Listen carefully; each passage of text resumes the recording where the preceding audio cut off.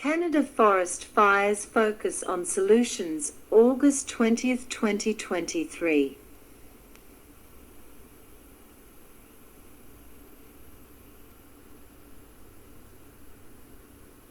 The country of Canada is a happy country where civic duty is absent, so the result of this essential priceless asset is constant doom and gloom. Between the Canadian housing industry profiting from unrestrained gentrification and the Canadian food industry practicing unsustainable business practices, the country is doomed by inflation. Just a few years ago, some of the largest grocery chains fixed the price of bread to show off their total lack of ethics and war on the poor. On the West Coast, the experts feel an extra refinery might drop the cost of gas, but say that we don't have enough demand for another refinery. Tourist bottom feeders really love the happy Canadian black hole of civic negligence and corrupt blind governments. Political abuse is completely normal and the public are hooked on trivia, computer games and anything but ethics and civic duty. Ditto the federal capitals and the provincial capitals.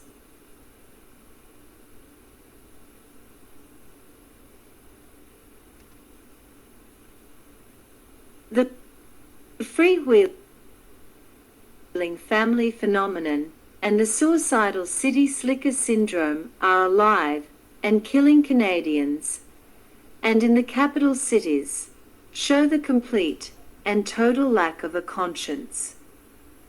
Ditto the civil servants. When one of the mayors of Toronto was smoking crack cocaine, we were an international disgrace. When Vancouver's casinos were used by the cartels and mafia to wash billions of dollars, we were an international disgrace. When the Prime Minister was in a parade where a Sikh terror organization was lauded, we were an international disgrace. When two men from Port Alberni hunted tourists, we were an international disgrace. The forest fires are merely a glimmer of our future, where tourists avoid Canada due to our perpetual wallowing in civic negligence, and our terrifying extermination camps for Canada's destitute citizens. On the West Coast, the Disney cruise ship tourist families enter Vancouver and walk on Blood Alley and Gore Street.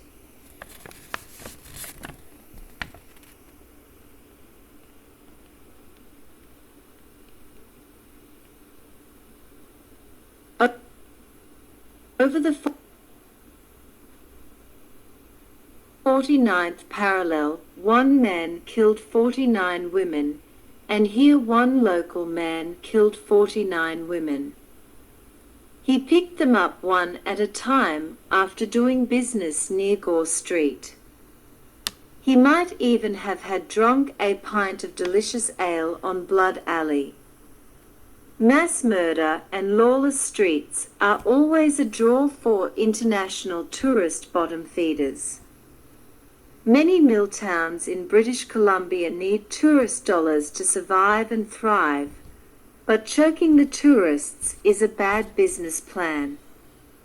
If they embraced civic duty and insisted on this priceless and unimaginably important community asset in Victoria and in Ottawa, then well-run governments would appear and make Canadians happy. Happy, happy. Folks, well-run governments have zero meltdowns. Why should our tourists be shocked at our inability to fight forest fires? What are the military doing? Are they busy? When Vancouver has been polluted every summer by smoke, do we think our failure is good? For who? Exterminating the elderly with choking smoke is not cricket, folks.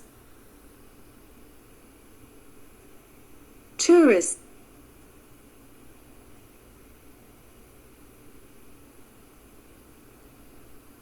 are reading this and making notes about Canada's feebleness and civic negligence. Instead of exterminating junior hockey teams by blowing stop signs, let's chat. Are you busy? Or stuck inside due to serious pollution? Karma. Let's talk this out. Kids, explain this to the adults in your family. 30 years ago, they used to say one for the road when guests left parties and cheerfully exterminated thousands of victims. They also chain smoked and allowed it everywhere. They didn't mind choking at work and everywhere else.